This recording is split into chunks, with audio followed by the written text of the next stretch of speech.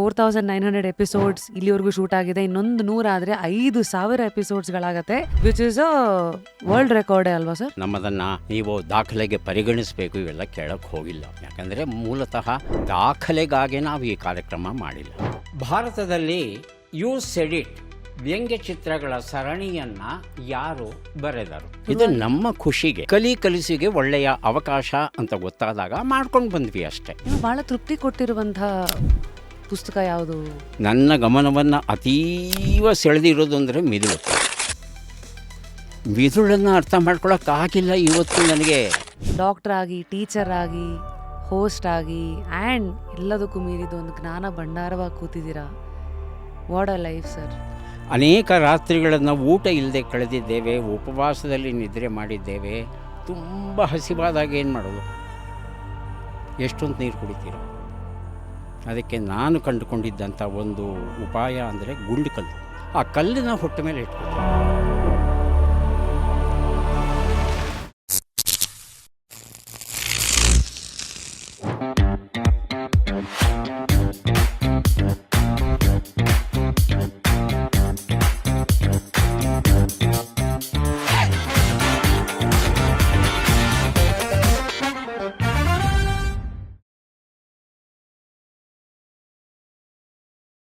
Today on just curious 4900 ತಟ್ ಅಂತ ಹೇಳಿ ಎಪಿಸೋಡ್ಸನ್ನು ಹೋಸ್ಟ್ ಮಾಡಿರೋರಿಗೆ ನಾನು ಕಂಡುಬಿಟ್ಟಾಗ ಅವರು ದೂರದರ್ಶನಕ್ಕೆ ಕಾಲಿಟ್ಟಂಥ ಒಂದು ವ್ಯಕ್ತಿತ್ವಕ್ಕೆ ನಮ್ಮಂಥವ್ರು ಏನಂತ ಪರಿಚಯ ಮಾಡ್ಕೊಳ್ಳೋಣ.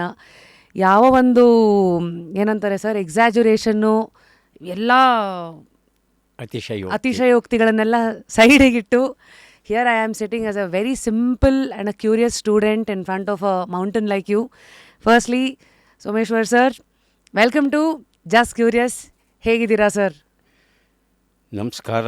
ಮತ್ತು ತುಂಬ ಚೆನ್ನಾಗಿದ್ದೇನೆ. ಹಾಗೇನೆ ಮೌಂಟನ್ ಅಂದರೆ ಖಂಡಿತ ನಾನು ಮೌಂಟನ್ ಅಲ್ಲ, ನಾನು ಕಲಿಯೋ ವಿದ್ಯಾರ್ಥಿ. ಈ ಕಲಿಕೆ ಅನ್ನೋದು ಎಲ್ಲಿಯವರೆಗೆ ಇರುತ್ತೆ?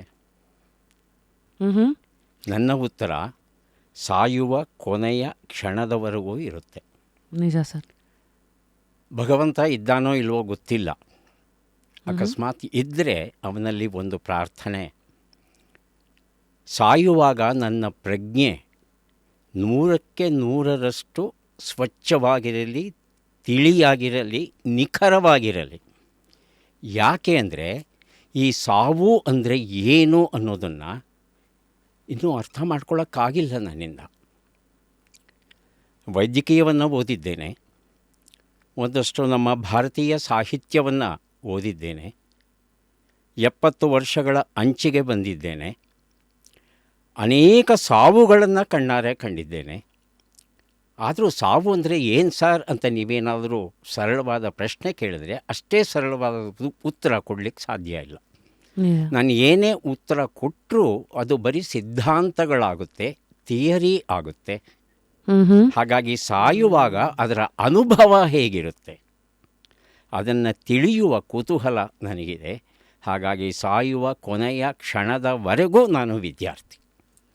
ವಾವ್, ಒಂದು ಶೋ ಹೀಗೆ ಶುರುವಾಗತ್ತೆ ಸಾವಿನ ಮಾತಿಂದ. ದೇವರಿದ್ದಾನೋ ಇಲ್ವೋ ನನಗೆ ಗೊತ್ತಿಲ್ಲ, ಇಲ್ಲಿವರೆಗೂ ನಾನು ಅದನ್ನು ಅರ್ಥ ಮಾಡ್ಕೊಳ್ಳೋಕ್ಕೆ ಪ್ರಯತ್ನ ಪಡ್ತಾ ಇದ್ದೀನಿ ಅಂತ ಹೇಳಿದ್ರಿ. ಆದರೆ ನಿಮ್ಮಂಥ ಒಂದು ವ್ಯಕ್ತಿತ್ವ ಅಂದರೆ 70 ವರ್ಷಗಳ ಈ ಒಂದು ಇಲ್ಲಿವರೆಗಿನ ಜೀವನದಲ್ಲಿ, of course doctor by profession, teacher by passion and proud son of ನಮ್ಮ ಕನ್ನಡ ಥ್ರೂ ನಿಮ್ಮ ಶೋಸ್ಗಳು. ಸೊ ಇಂಥ ಒಂದು ವ್ಯಕ್ತಿತ್ವ ನಿಮ್ಮ ಇಡೀ ಲೈಫ್ನ ನೋಡಿದ್ರೆ you always try to inform, empower and inspire. ತಂದೆಯನ್ನು ಬಹಳ ಚಿಕ್ಕ ವಯಸ್ಸಲ್ಲಿ ಕಳ್ಕೊಂಡಿದ್ದೆ ನಾನು. 10 ತಿಂಗಳ ಮಗು ಇರುವಾಗ ತಂದೆ ಕಳ್ಕೊಂಡ ಕಾರಣ ಆ ತಂದೆಯ ಪ್ರೀತಿ ಸಿಕ್ಕಿಲ್ಲ ನನಗೆ. ಒಂದು ವೇಳೆ ನನ್ನ ತಂದೆ ಇದ್ದಿದ್ದರೆ ಬಹುಶಃ ನಾನು ಏನಾಗ್ತಾ ಇದ್ದೆ ಅನ್ನೋದನ್ನು ಇವತ್ತಿಗೂ ನಾನು ಆಲೋಚನೆ ಮಾಡ್ತೇನೆ. ಯಾಕಂದರೆ ತಾಯಿ ಇಷ್ಟೇ ಕೊಟ್ಟದ್ದು, ಅನಕ್ಷರಸ್ಥೆ ಆಕೆ. ಆದರೆ ತನ್ನ ಬದುಕಿನ ಅನುಭವದಿಂದ ಆಕೆ ನನಗೆ ಹೇಳಿದ್ದಿಷ್ಟು, ಅಕಸ್ಮಾತ್ ನನ್ನ ತಂದೆ ಇದ್ದಿದ್ದರೆ ಯಾವ ರೀತಿ ನನ್ನನ್ನು ಎರಕ ಹೋಯ್ತಿದ್ದ ಗೊತ್ತಿಲ್ಲ ನನಗೆ. ತಾಯಿಯ ನಂತರ ಅಧ್ಯಾಪಕರು ನನ್ನನ್ನು ಎರಕ ಹೋಗಿದ್ರು. ಇಬ್ಬರನ್ನ ವಿಶೇಷವಾಗಿ ನೆನೆಸ್ಕೋಬೇಕು. ತುಂಬ ಜನ ಇದ್ದಾರೆ, ಆದರೆ ಇಬ್ಬರು, ರಾಮಚಂದ್ರ ಶರ್ಮಾ ತ್ಯಾಗಲಿ ಅಂತ ಸಂಸ್ಕೃತ ಅಧ್ಯಾಪಕರವರು, ಇನ್ನೊಬ್ಬರು ಸಂಪುಟೂರು ವಿಶ್ವನಾಥ್ ಅಂತ. ತ್ಯಾಗಲಿಯವರು ಇವತ್ತು ನಮ್ಮ ಜೊತೆ ಇಲ್ಲ, ಆದರೆ ಸಂಪುಟೂರು ವಿಶ್ವನಾಥ್ ಅವರು ಇದ್ದಾರೆ ನಮ್ಮ ಜೊತೆ. ತ್ಯಾಗಲಿಯವರು ನಮ್ಮ ಭಾಷೆಗಳ ಬಗ್ಗೆ, ನಮ್ಮ ಸನಾತನ ಸಂಸ್ಕೃತಿಯ ಬಗ್ಗೆ, ನಮ್ಮ ದೇಶದ ಬಗ್ಗೆ ಹಾಗೂ ಬದುಕಿನ ಬಗ್ಗೆ ಒಂದು ಒಳನೋಟವನ್ನು ಬೆಳೆಸ್ಕೊಳ್ಳೋದಕ್ಕೆ ಸಹಾಯ ಮಾಡಿದ್ರು ಅವರು. ಸಂಪುಟೂರು ವಿಶ್ವನಾಥ್ ಅವರು ಮೂಲತಃ ವಿಜ್ಞಾನ ಪ್ರಾಧ್ಯಾಪಕರವರು. ಹಾಗಾಗಿ ವಿಜ್ಞಾನದಲ್ಲಿ ಆಸಕ್ತಿಯನ್ನು ಬೆಳೆಸೋದಕ್ಕೆ ತುಂಬ ಅವರೇ ಮೂಲ ಕಾರಣ ಹೇಳಬೇಕು ಅಂದರೆ. ಹಾಗೆಯೇ ಅವರು ಅಭಿನಯ ಕ್ಷೇತ್ರದಲ್ಲಿ ಬಹಳ ಪ್ರಸಿದ್ಧರು. ಬೆಂಗಳೂರು ಲಿಟಲ್ ಥಿಯೇಟರ್ಸ್ ಅಂತ ಒಂದು ಸಂಸ್ಥೆ ಇತ್ತು ನಮ್ಮ ಬೆಂಗಳೂರಲ್ಲಿ ಒಂದು ಕಾಲದಲ್ಲಿ. ಅದು ಇಂಗ್ಲೀಷ್ ನಾಟಕಗಳನ್ನು ಆಡೋದಕ್ಕೆ ರೂಪುಗೊಂಡಂಥ ಸಂಸ್ಥೆ ಅದು. ಅದರಲ್ಲಿ ಇವರು ಸಹ ಇದ್ದರು. ಹಾಗಾಗಿ ನಮಗೆ ಬಿಡುವಿನ ವೇಳೆಯಲ್ಲಿ ನಾಟಕ ಅಂದರೆ ಏನು, ಧ್ವನಿ ಅಂದರೆ ಏನು, ಧ್ವನಿಯ ಏರಿಳಿತ ಅಂದರೆ ಏನು, ಧ್ವನಿಯ ಕೃಷಿ ವಾಯ್ಸ್ ಕಲ್ಚರ್ ಅಂದರೆ ಏನು, ಗಂಟೆಗಟ್ಟಲೆ ನಿರಂತರವಾಗಿ ಯಾವುದೇ ರೀತಿಯ ದಣಿವು ಇಲ್ಲದೆ ಸರಾಗವಾಗಿ ಸುಲಲಿತವಾಗಿ ಆಕರ್ಷಿತವಾಗಿ ಎಲ್ಲರಿಗೂ ಅರ್ಥ ಆಗುವ ರೀತಿಯಲ್ಲಿ ಮಾತನಾಡುವ ತಂತ್ರಗಳು ಏನಿರುತ್ತೆ ಅದನ್ನೆಲ್ಲ ಕಲಿಸ್ಕೊಟ್ಟವರು. ಉದಾಹರಣೆಗೆ ಥಟ್ಟಂತೆ ಹೇಳಿ ಕಾರ್ಯಕ್ರಮವನ್ನು ದಿನಕ್ಕೆ ನಾವು 6 ಕಂತುಗಳು ಮುದ್ರಣ ಮಾಡ್ತೇವೆ. 6 ಎಪಿಸೋಡ್ ಶೂಟಿಂಗ್ ಆಗುತ್ತೆ. 6 ಎಪಿಸೋಡ್. ಹಾಗೆ ಮಾಡಿದ್ರೇ ವಾರದ 5 ದಿನಗಳಿಗೆ 5 ಕಂತುಗಳು. ಒಂದು ಕಂತು ಕಾದಿಟ್ಟ ಕಂತು, ಅದು ರಿಸರ್ವ್ಡ್. ಅಕಸ್ಮಾತ್ ಯಾವುದಾದ್ರೂ ಕಾರಣದಿಂದ ನಮ್ಮ ಧ್ವನಿ ಮುದ್ರಣ ಆಗಲಿಲ್ಲ ಅಂದರೆ ಕಾರ್ಯಕ್ರಮ ನಿಲ್ಲಬಾರ್ದು. ಹಾಗಾಗಿ ಒಂದು ಹೆಚ್ಚುವರಿ ಮಾಡಿಟ್ಕೊಂಡಿರ್ತೇವೆ. ಸರಿ. ಬೆಳಿಗ್ಗೆ 10:00 ಶುರು ಮಾಡಿದ್ರೆ ಸಂಜೆ 4:00 ಕೊನೆ ಕಂತು ಬಂದಾಗ ನೋಡುವ ವ್ಯಕ್ತಿಗೆ ಏನನ್ನಿಸ್ಬೇಕು, ಇದನ್ನು ಸೋಮವಾರ ಬೆಳಗ್ಗೆ ಮಾಡಿದ್ದ, ಇದು ಸೋಮವಾರ ಸಂಜೆ ಮಾಡಿದ್ದ, ಅಯ್ಯೋ ಸಂಜೆಗೆ ಸುಸ್ತು ಹೊಡೆದ್ಬಿಟ್ಟಿದ್ದಾರೆ ಡಾಕ್ಟ್ರು, ಹಾಗನ್ನಿಸ್ಬಾರ್ದು. ಹಾಗಾಗಿ ಸೋಮವಾರ ಬೆಳಗಿನ ಮೊದಲನೆಯ ಕಂತನ್ನು ಯಾವ ಉತ್ಸಾಹದಿಂದ ನಾನು ನಡೆಸ್ಕೊಡ್ತೇನೋ ಕೊನೆಯ ಕಂತನ್ನು ಅದೇ ಉತ್ಸಾಹದಲ್ಲೇ ನಡೆಸ್ಕೊಡ್ಬೇಕು. ತಮ್ಮ ತಯಾರಿ ಹೇಗಿರ್ತೈತೆ? ಯಾಕಂದರೆ ನಾವೀಗಷ್ಟೇ ಶುರುನಲ್ಲಿ ಮಾತಾಡ್ದಂಗೆ ಈಗ ಅದು ಒಂದು ಲ್ಯಾಂಡ್ಮಾರ್ಕ್ ಇದನ್ನು ತಲುಪೋ ನಿಟ್ಟಲ್ಲಿದೆ. ವಿತ್ 4900 ಎಪಿಸೋಡ್ಸ್ ಇಲ್ಲಿವರೆಗೂ ಶೂಟ್ ಆಗಿದೆ. ಇನ್ನೊಂದು 100 ಆದರೆ 5000 ಎಪಿಸೋಡ್ಸ್ಗಳಾಗತ್ತೆ, ವಿಚ್ ಈಸ್ ಅ ವರ್ಲ್ಡ್ ರೆಕಾರ್ಡೇ ಅಲ್ವಾ ಸರ್? ಇಲ್ಲಿವರೆಗೂ ನೀವೇ ಹೇಳ್ದಂಗೆ ಅಕಾಡೆಮಿಕ್ ಅಂತ ಒಂದು ಶೋದು 1961 ಸ್ಟಾರ್ಟ್ ಆಗಿರೋದು, 60 ವರ್ಷ ನಡೆದಿದೆ. ಬಟ್ ಅವರು ವಾರಕ್ಕೊಂದು ಎಪಿಸೋಡ್ ಹಾಕಿದ್ರಿಂದ, ನೀವು ವಾರಕ್ಕೆ 5 ಹಾಕ್ತಾ ಇರೋದ್ರಿಂದ ನೀವು ಮುಂದೆ ಬಂದಿದ್ದೇವೆ. ಆದರೆ ಅಧಿಕೃತವಾಗಿ ನಾವು ಗಿನ್ನೆಸ್ ಅವರನ್ನಾಗಲಿ ಮತ್ತೊಬ್ಬರನ್ನಾಗಲಿ ಕೇಳಿಲ್ಲ. ನಾವು ಇಂತಹ ಒಂದು ಕೆಲಸವನ್ನು ಮಾಡಿದ್ದೇವೆ, ನಮ್ಮದನ್ನು ನೀವು ದಾಖಲೆಗೆ ಪರಿಗಣಿಸಬೇಕು, ಇವೆಲ್ಲ ಕೇಳಕ್ಕೆ ಹೋಗಿಲ್ಲ. ಯಾಕಂದರೆ ಮೂಲತಃ ದಾಖಲೆಗಾಗಿ ನಾವು ಈ ಕಾರ್ಯಕ್ರಮ ಮಾಡಿಲ್ಲ. ಇದು ನಮ್ಮ ಖುಷಿಗೆ, ಕಲಿಸಿಗೆ ಒಳ್ಳೆಯ ಅವಕಾಶ ಅಂತ ಗೊತ್ತಾದಾಗ ಮಾಡ್ಕೊಂಡು ಬಂದ್ವಿ ಅಷ್ಟೇ. ಈ ಕಾರ್ಯಕ್ರಮವನ್ನು 2002ರಲ್ಲಿ ಆರಂಭಿಸಿದಾಗ 2025ರಲ್ಲಿ ನಿಮ್ಮ ಜೊತೆ ಕೂತ್ಕೊಂಡು ಮಾತುಕತೆ ಆಡ್ತೇನೆ ಅನ್ನೋ ಕನಸನ್ನು ನಾನು ಕಂಡವನಲ್ಲ. ಹಾಗಾಗಿ ಕರ್ಮಣ್ಯೇವಾಧಿಕಾರಸ್ಥೆ ಅಂತ ಏನು ಹೇಳ್ತಾರೆ, ನಮ್ಮ ಕೆಲಸ ನಾವು ಮಾಡ್ಕೊಂಡು ಬಂದಿದ್ದೇವೆ ಇವತ್ತಿನವರೆಗೂ. ಈ ಜನವರಿ 26 ಬಂತು ಅಂದರೆ, ಜನವರಿ 4, 2026 ಬಂತು ಅಂದರೆ 25 ವರ್ಷಗಳನ್ನು ಪೂರ್ಣಗೊಳಿಸ್ತೇವೆ. Wow, silver jubilee for a show. ಒಂದು ಕಾರ್ಯಕ್ರಮ 5000 ಕಂತುಗಳನ್ನು ಪ್ರಸಾರ ಮಾಡಿರೋ ಜೊತೆಗೆ 25 ವರ್ಷಗಳ ಕಾಲ ನಿರಂತರವಾಗಿ ನಡ್ಕೊಂಡು ಬಂದಿದೆ ಅಂದರೆ, ಈ ರೀತಿಯ ಕಾರ್ಯಕ್ರಮ ಮತ್ತೊಂದು ಇದೆಯಾ ಅಂತ ಹುಡುಕಿದ್ರೆ ನಮ್ಮ ಭಾರತೀಯ ಇತಿಹಾಸದಲ್ಲಂತೂ ಖಂಡಿತ ಇಲ್ಲ ಅಂತ ಹೇಳ್ಬೋದು. ಆದರೆ ಇದನ್ನು ದಾಖಲೆ ಮಾಡಬೇಕು ಅಂತ ಮಾಡಿದ್ದಲ್ಲ. ನಿಮ್ಮ ಲೈಫ್ನ ನೋಡಿದ್ರೆ 57ನೇ ಪುಸ್ತಕ ಇವಾಗ ಬರೀತಾ ಇದ್ದೀರಾ. ನಾನು ವಾಸ್ತವದಲ್ಲಿ ಲೆಕ್ಕ ಇಡೋಕ್ಕೆ ಹೋಗಿಲ್ಲ. ಕೆಲವುದು ಸ್ಟೂಡೆಂಟ್ ವರ್ಸಸ್ ಎಕ್ಸಾಮಿನೇಷನ್ನು, ಓದಿದ್ದನ್ನು ನಾವು ಯಾಕೆ ಮರಿತೀವಿ, ಸತ್ತ ಮೇಲೆ ಸಮಾಜ ಸೇವೆ, ಕೆಲವು ಟೈಟಲ್ಗಳನ್ನು ನೋಡಿದ್ರೆ ಡಾಕ್ಟ್ರು, ಟೀಚರು ಮತ್ತು ಕನ್ನಡ ಪ್ರೇಮಿ ಆ್ಯಸ್ ಅ ಹೋಸ್ಟು ನಿಮ್ಮ ಕುತೂಹಲಗಳನ್ನು ಇಷ್ಟೊಂದು ಬೇರೆ ಬೇರೆ ಆಯಾಮದಲ್ಲಿ ಹರಿಬಿಟ್ಟು ಅದರ ಜೊತೆಗೆ ಕುತೂಹಲನ ಇಟ್ಕೊಂಡು ಯಾವಾಗಲೂ ಏನಾದರೂ ಹೊಸದು ಹುಡುಕ್ತಾ ಇರ್ತೀರಲ್ಲ, ನಿಮ್ಮ ಪುಸ್ತಕಗಳ ಆಯ್ಕೆ ಹೇಗೆ, ಆ ಒಂದು ಸಬ್ಜೆಕ್ಟ್ ಆಯ್ಕೆ ಹೇಗೆ, ಈ ಥರದ ವಿಚಾರ ವಸ್ತುವನ್ನೇ ನಾನು ತೊಗೋಬೇಕು ಅಂತ ಹೇಗೆ ಆಯ್ಕೆ ಮಾಡ್ಕೋತೀರಿ ಸರ್, ಯಾಕೆ? ನನ್ನ ಕುತೂಹಲವನ್ನು ಕೆರಳಿಸಿ ಆ ಕುತೂಹಲವನ್ನು ತಣಿಸುವಂಥ ವಿಚಾರ. ಎರಡನೇದು, ಆ ವಿಚಾರ ಚರ್ವಿತ ಚರ್ವಣ ಆಗಿರಬಾರ್ದು. ಬಹಿರಂಗ ಶುದ್ಧಿ ಅಂತ ಒಂದು ಪುಸ್ತಕ ಬರೆದೆ. ಪರ್ಸ್ನಲ್ ಹೈಜೀನ್, ವೈಯಕ್ತಿಕ ಸ್ವಚ್ಛತೆ. ಅಮ್ಮ ಹೇಳಿದಾಳೆ ಹಲ್ಲು ಉಜ್ಜಬೇಕು ಅಂತ, ಮುಖ ತೊಳಿಬೇಕು ಅಂತ, ದಿನಕ್ಕೆ ಒಂದು ಸಲ ಸ್ನಾನ ಮಾಡಬೇಕು ಅಂತ. ಅಷ್ಟು ಕಲಿಸಿದಾಳೆ ಅಮ್ಮ ಸ್ವಚ್ಛತೆ ಬಗ್ಗೆ. ಆದರೆ ಸ್ನಾನಕ್ಕೆ ಬಿಸಿನೀರೇ ಬಳಸಬೇಕಾ, ತಣ್ಣೀರು ಬಳಸಬೇಕಾ, ಉಗುರು ಬೆಚ್ಚಗಿನ ನೀರನ್ನು ಬಳಸಬೇಕಾ, ಎಷ್ಟು ದಿನಗಳಿಗೆ ಒಂದು ಸಲ ಸ್ನಾನ ಮಾಡಬೇಕು, ಪ್ರತಿದಿನ ಮಾಡಬೇಕಾ? ಕೆಲವರು ವಾರಕ್ಕೆ 3 ಸಲ ಮಾಡ್ತಾರೆ, ಕೆಲವರು ವಾರಕ್ಕೆ ಒಂದೇ ಸಲ ಭಾನುವಾರ ಮಾತ್ರ ಮಾಡ್ತಾರೆ, ಕೆಲವರು ಯುಗಾದಿಗೆ ಒಂದು ಸಲ, ದೀಪಾವಳಿಗೆ ಒಂದು ಸಲ ಮಾಡ್ತಾರೆ. ನಿಜವಾಗ್ಲೂ ಯಾವುದು ಸರಿಯಾದದ್ದು? ಒಂದು, ನೀವು ವಾಸ ಮಾಡ್ತಾ ಇರ್ತಕ್ಕಂಥ ಪ್ರದೇಶದ ಸರಾಸರಿ ಉಷ್ಣತೆ, ಟೆಂಪ್ರೇಚರ್. ಓಕೆ. ಎರಡನೇದು, ನೀವು ಮಾಡುವ ಉದ್ಯೋಗ. ಓಹೋ. ಹಾಗಾಗಿ ಅತಿ ಸರ್ವತ್ರಂ ವರ್ಜಯೇತ್. ಒಂದೇ ಸಲ ಸೋಪ್ ಹಾಕೊಂಡು ಸ್ನಾನ ಮಾಡಿ, 2 ಸಲ ಮಾಡಬೇಡಿ ಅಂತ ಹೇಳ್ತೇವೆ. ಇದನ್ನು ಯಾರು ಹೇಳ್ಕೊಡ್ತಾರೆ? ಇಷ್ಟು ನಾವಾಗಲೇ ಮಾತಾಡ್ತಾ ಇದ್ವಿ ಶೂಟ್ ಶುರು ಆಗೋ ಮುಂಚೆ, 70ರ ಹರೆಯದಲ್ಲಿದ್ದೀರಿ. ನೀವೇ ಹೇಳ್ದಂಗೆ 60ಕ್ಕೆ ಯೂಶಲಿ ದೇಸೆ ಒಂದು ಲೈಫ್ನ ಸರ್ಕಲ್ ಮುಗೀತು, ಇನ್ನೊಂದು ಶುರು ಆಗತ್ತೆ ಅಂತ. ಇಷ್ಟು ಜೀವನನ ನೋಡಿರೋ ನಿಮಗೆ ನೀವು ಕೆಲವು ಸತಿ ಅಸಹಾಯಕತೆ ಅಥವಾ ಭಯಗಳನ್ನು ಹೇಗೆ ಎದುರಿಸಿದ್ದೀರಿ? ಆ್ಯಂಡ್ ಇವತ್ತಿನ ಯುವ ಪೀಳಿಗೆಗೆ ನಿಮ್ಮ ಒಂದು ಮಾರ್ಗದರ್ಶನ ಏನು ಸರ್? ಅಪ್ಪ ಅಮ್ಮಂದರಿಗಿಂತ ದೊಡ್ಡ ಮಾರ್ಗದರ್ಶಕರು ಇಲ್ಲ. ದಯವಿಟ್ಟು ಅಪ್ಪ ಅಮ್ಮಂದರನ್ನು ನಂಬಿ. ವಿದ್ಯಾರ್ಥಿಗಳಿಗೆ ವಿಶೇಷವಾಗಿ ನಾನು ಹೇಳ್ತಾ ಇರೋದು, ಹಂಚಿಕೊಳ್ಳಿ ನಿಮ್ಮ ನೋವನ್ನು. ಕೇಳೋ ಪರಿಸ್ಥಿತಿ 100ಕ್ಕೆ 100ರಷ್ಟು ಗಮನ ಕೊಟ್ಟು ಕೇಳ್ತಾಳೆ. ಅಪ್ಪ ಕೇಳಲಿಲ್ಲ ಅಂದರೆ ಅಮ್ಮ ಕೇಳ್ತಾಳೆ, ನನಗೆ ಗೊತ್ತು. ಬಾಯ್ ಫ್ರೆಂಡು ಗರ್ಲ್ ಫ್ರೆಂಡ್ಸನ್ನು ಸಮಸ್ಯೆ ಆದ್ರೂ ಅಮ್ಮನ ಜೊತೆ ಮಾತಾಡಿ, ಇಂಥ ಹುಡುಗಿ ಇದ್ದಾಳೆ, ಇಷ್ಟು ಚೆನ್ನಾಗಿದ್ದಾಳೆ, ನಾನು ಮದುವೆ ಆಗಬೇಕು ಅಂತಿದ್ದೇನೆ ಎಲ್ಲ ಹೇಳ್ತಾರೆ. ಆಯಿತು ಮಗನೇ, ನಾಳೆನೇ ನಿಂಗೆ ಮದುವೆ ಮಾಡ್ತೀನಿ, ಮಾಡ್ಕೊ. ಹಾಗೆ ಅಮ್ಮ ಒಪ್ಕೊಂಡು ಅಂದರೆ ಆ ಹುಡುಗನ ಗತಿ ಏನಾಗುತ್ತೆ ಯೋಚನೆ ಮಾಡಿ. ತಕ್ಷಣ ಯೋಚನೆ ಮಾಡ್ತಾರೆ, ಮದುವೆ ಮಾಡ್ಕೊಂಡ್ಮೇಲೆ ಅವಳು ಎಲ್ಲಿರ್ತಾಳೆ, ನಾನು ಎಲ್ಲಿರಬೇಕು, ನಮಗೆ ಬೇಕಾಗೋ ಖರ್ಚು ವೆಚ್ಚ ಯಾರು ಕೊಡ್ತಾರೆ? ಜ್ಞಾನೋದಯ ಆಗುತ್ತೆ ಅವನಿಗೆ ಆ ಕ್ಷಣದಲ್ಲಿ. ಅಮ್ಮ ಆಗಬೇಡ, ಹಾಗೆ ಹೀಗೆ, ಅವಳು ಬೇರೆ ಜಾತಿ, ಅವಳು ಕಪ್ಪಿಗಿದ್ದಾಳೆ, ಹಾಗೆ ಬಡವರು ಅವರು, ಹೀಗೆಲ್ಲ ಬಂತು ಅಂದರೆ ಇವನ್ ರೊಚ್ಚು ಏರ್ತಾ ಹೋಗುತ್ತೆ. ನಿಮ್ಗೇನು ಗೊತ್ತು, ಹಳೆ ಕಾಲದವರು, ನಾವು ಈಗಿನ ಕಾಲದವರು. ನನಗೆ ಅವಳು ಇಷ್ಟ, ನಾನು ಮದುವೆ ಆಗ್ತೀನಿ ಆಗುವನ್ನು ನೋಡಿ ಮುಂದೆ ಕತೆ. ಅವನಿಗೆ ಒಂದು ಕ್ಷಣ ಯೋಚನೆ ಮಾಡ್ತಾನೆ, ಹೌದಲ್ವಾ, ನೆಕ್ಸ್ಟ್ ಏನು, ಮುಂದೇನು? ಅವಳು ಬಂದುಬಿಡ್ತಾಳೆ ನನ್ನ ಜೊತೆ. ಅವಳು ಕೇಳ್ತಾಳೆ, ನನಗೆ ಮೇಕಪ್ಗಿಂತ ಬಟ್ಟೆ ಬೇಕೋ ಅಥವಾ ಇದು ಬೇಕೋ ಅದು ಬೇಕು ಅಂತ ಕೇಳಿದಾಗ ಎಲ್ಲಿಂದ ಕೊಡ್ತಾನೆ ಅವನು?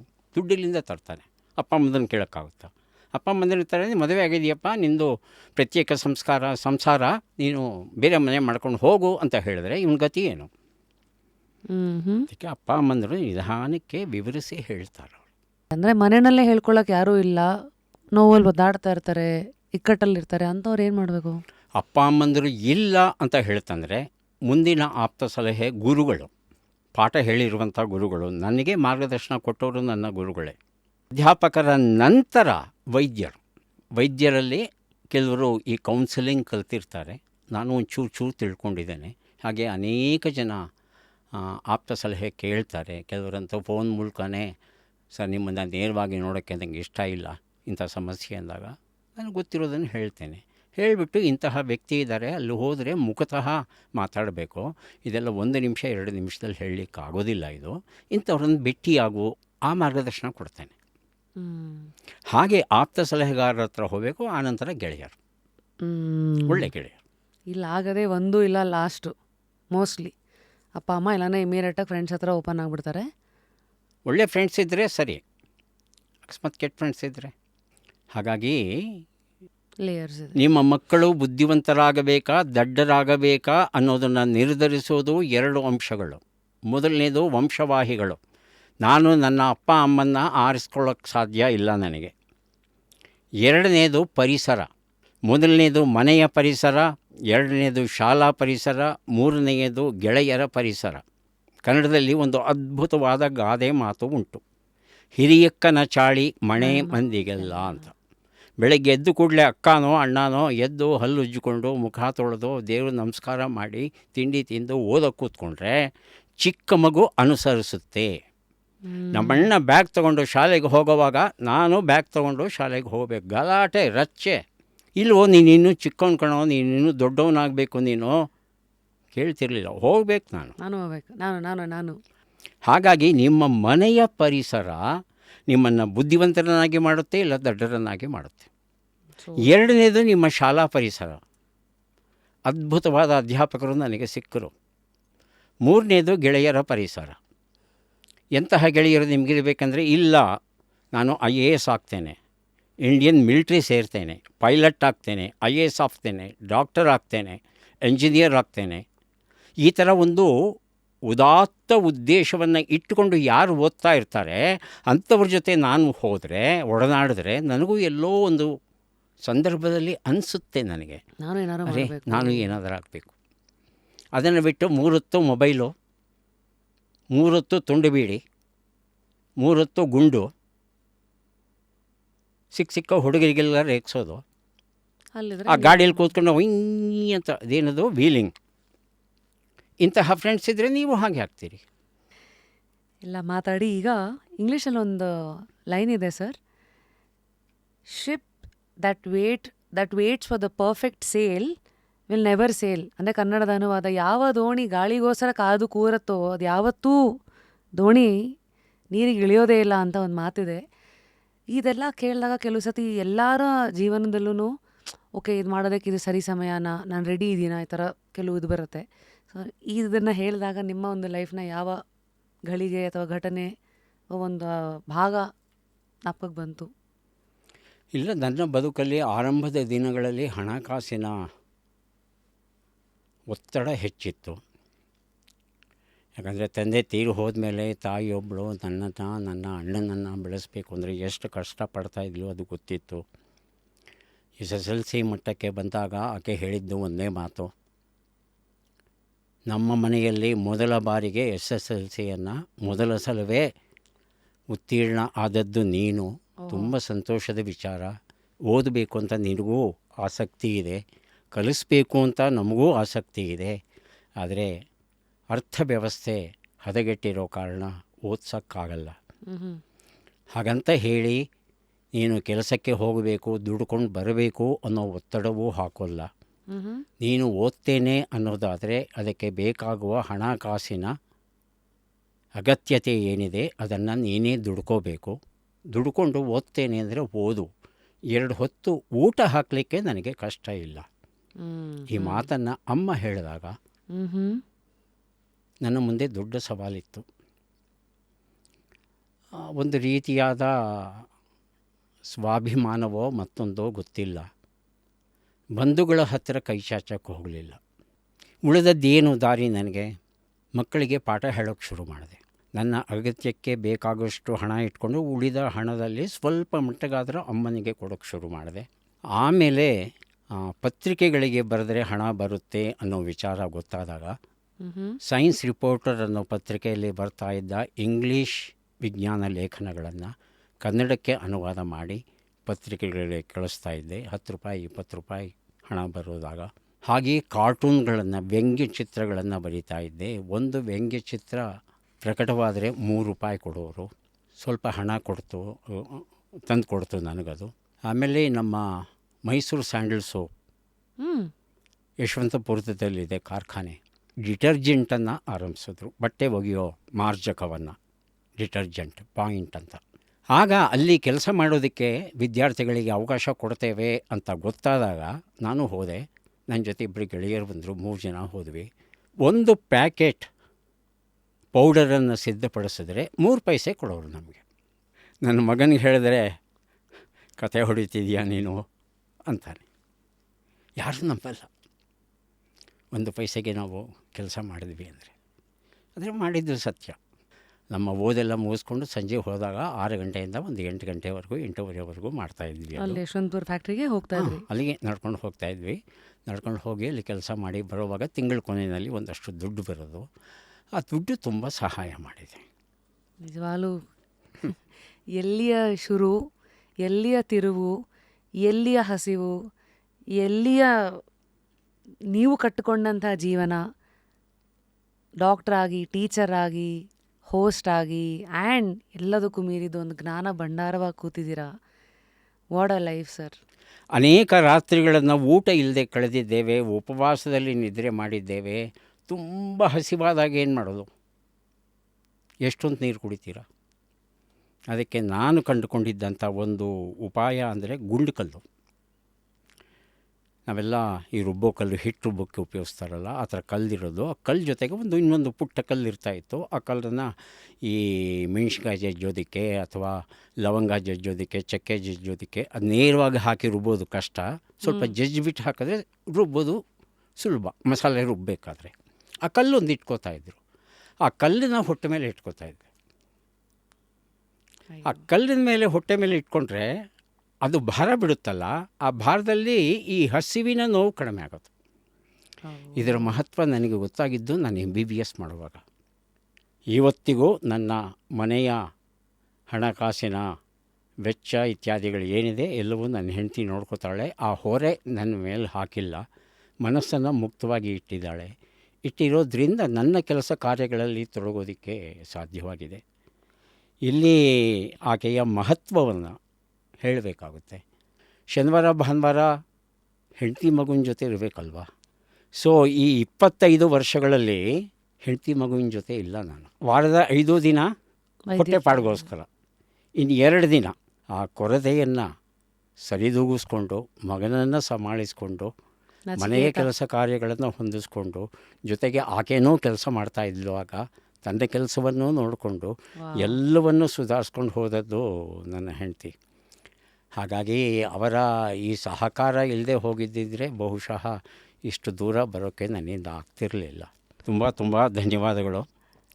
ಕರೆಸಿ ಏನೋ ಒಂದಷ್ಟು ಹರಟೆ ಹೊಡೆಯೋದಕ್ಕೆ ಅವಕಾಶ ಮಾಡಿಕೊಟ್ಟಿದ್ದೀನಿ. ಅಯ್ಯಯ್ಯೋ ಸರ್, ದೊಡ್ಡ ಮಾತು. ಅದನ್ನು ನಾನು ಹೇಳಬೇಕು. ನಮಗೆ ಅವಕಾಶ ಮಾಡಿಕೊಡೋದಕ್ಕೆ ನಮ್ಮ ಎಲ್ಲ ನೋಡುಗರ ಪರವಾಗಿ, ತಂಡದ ಪರವಾಗಿ ಥ್ಯಾಂಕ್ ಯು ಸರ್. ಮತ್ತೆ ಸಿಗ್ತೀನಿ. Take care and thank you.